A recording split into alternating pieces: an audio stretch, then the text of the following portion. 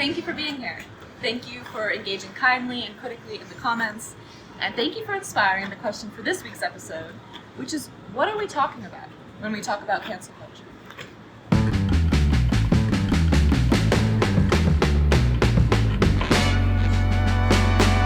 This is complicated.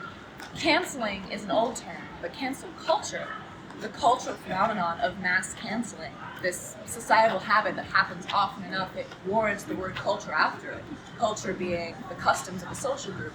This term is newer, and we haven't seemed to have landed on a universally accepted definition of cancel culture. Merriam-Webster merely pulled other people's definitions from the web, and Wikipedia says that cancel culture is a phrase contemporary to the late 2010s and early 2020s, used to refer to a culture in which those who have been deemed to have acted or spoken in an unacceptable manner are ostracized, boycotted, or shunned. That's a lot of different outcomes under the umbrella of cancel culture, being ostracized, boycotted, or shunned. As some of you pointed out, boycotting is an old practice of leveraging the public's economic power vis-a-vis attention and buying power to disempower the ultra-powerful, particularly when they've wielded their power dangerously. But ostracizing, shunning, those words imply voting people off the island, deciding that individuals who have wronged others do not deserve to exist in society with the rest of us.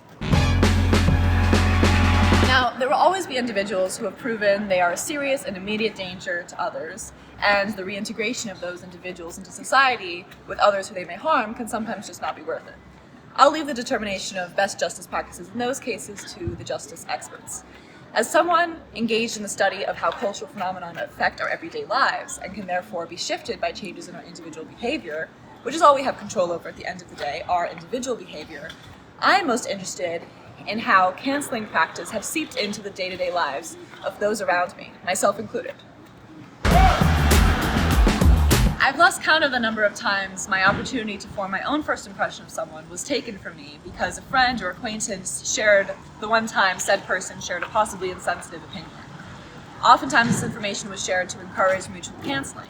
Don't go out with this person, they're classist, they said X. Don't befriend that person, they're sexist, they said Y. Don't take a class with that professor. In 2018, they said Z in lecture.